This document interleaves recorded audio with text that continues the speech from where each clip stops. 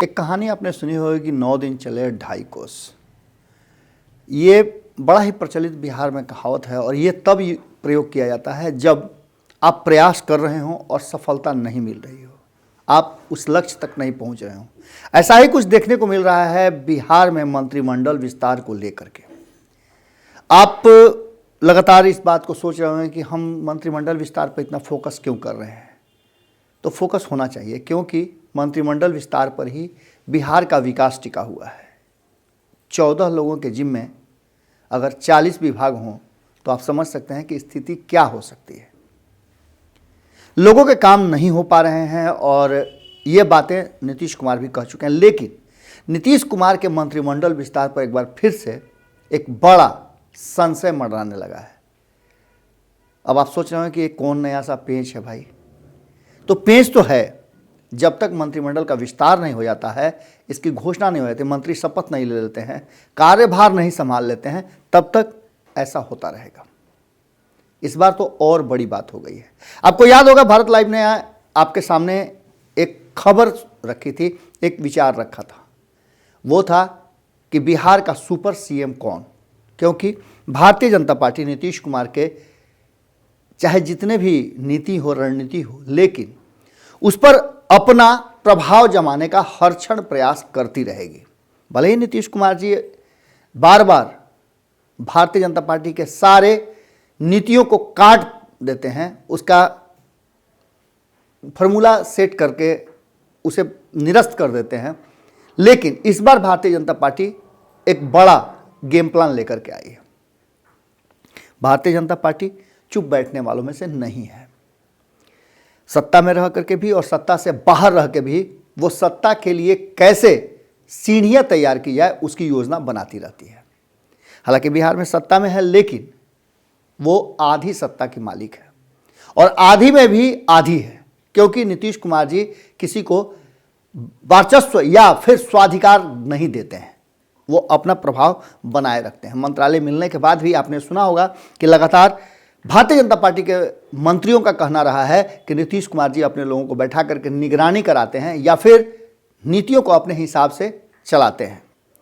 अब एक नई बात सामने आ गई। हमने आपको बताया था सुपर सीएम की बात, कि बिहार में अब सुपर सीएम की एक कवायद शुरू हो गई है और भीतर ही भीतर भारतीय जनता पार्टी इसकी तैयारी शुरू कर चुकी है।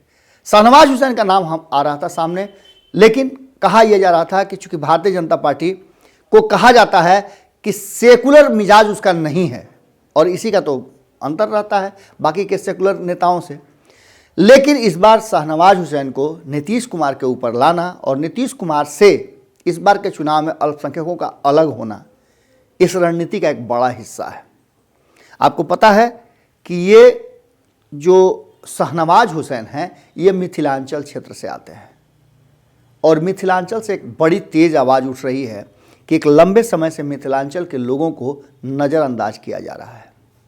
1990 के बाद मिथिलांचल के लोग लगातार भारतीय जनता पार्टी पर भरोसा करते रहे हैं, लेकिन भारतीय जनता पार्टी 15 साल से सत्ता में रहने के बाद भी मिथिलांचल के लोगों को उतना सम्मान नहीं दे पा रही है।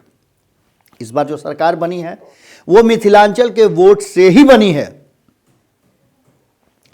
ये सारी बातें तब ज़्यादा और मुखर हो गई जब ललित नारायण मिश्र, आप जानते होंगे ललित नारायण मिश्र, जिनकी बम ब्लास्ट में असामयिक मृत्यु हो गई थी, बिहार के एक बड़े ही कद्दावर नेता थे, केंद्र की कांग्रेस सरकार के बहुत ही करीबी थे, रेल मंत्री रहते हुए उनके साथ इस तरह का हादसा हुआ था और प्रबल संभावना थी कि वो बिहार के मुख्यमंत्री बन जाते, लेकिन ऐसा नहीं हुआ।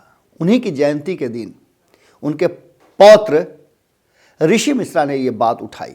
उन्होंने बड़ी मजबूती से अपनी बात को रखा और कहा कि भारतीय जनता पार्टी को अब विचार करना होगा, वरना मिथिलांचल के लोगों का धैर्य टूट रहा है। उन्होंने कहा कि 2 डिप्टी सीएम बना सकते हैं आप, तो तीसरा क्यों नहीं बना सकते हैं? तीसरा भी आपको बनाना चाहिए और इसमें बहुत बड़ी बात नहीं है। ऋषि मिश्रा ने अपनी बातें रखते हुए अपना एक नया विरोध प्रदर्शन शुरू कर दिया है और उन्होंने साफ तौर पे कहा है कि अगर इस बार मिथिलांचल के लोगों को प्रतिनिधित्व नहीं मिला तो नीतीश कुमार और भारतीय जनता पार्टी दोनों के लिए मुश्किल पैदा हो जाएगी। उन्होंने अपनी बात को रखते हुए एक नया विवाद छेड़ दिया है, एक नई चर्चा छेड़ दी है, और ये चर्चा कहीं ना कहीं घूम फिर करके या तो शाहनवाज हुसैन तक आती है या फिर नीतीश मिश्रा तक आती है। उन्होंने तो साफ तौर पे कहा कि मैथिली ब्राह्मणों ने जम करके भारतीय जनता पार्टी का सपोर्ट किया है, अब भारतीय जनता पार्टी के पाले में गेंद है कि वो इसका रिटर्न कैसे करती है। अब इस पर क्या बहस छिड़ती है ये तो वक्त बताएगा, पर कहीं ना कहीं भारतीय जनता पार्टी और नीतीश कुमार दोनों के लिए एक परेशानी का नया चर्चा जरूर आ गया है सामने। जुड़े रहें भारत लाइव के साथ। इस खबर पर हम और अपडेट आपके सामने लेकर के हाजिर होंगे। नमस्कार। अगर ये वीडियो पसंद आई और वह बिहार के राजनीति और बिहारियत से सरोकार रखेनी तो सब्सक्राइब बटन दबा के चैनल के सब्सक्राइब कर ली। ओजे एगो घंटी बा, ओकरा बटन दबा देला से कुल सटीक और मारक खबर रुआ मुफ्त में मिल जाई। अगर रुआ पत्रकारिता के हमनी के नया प्रयोग में सहयोग कर चाहतानी तो ज्वाइन बटन दबा दी। पेटीएम नंबर नोट कर ली 9386816700। धन्यवाद।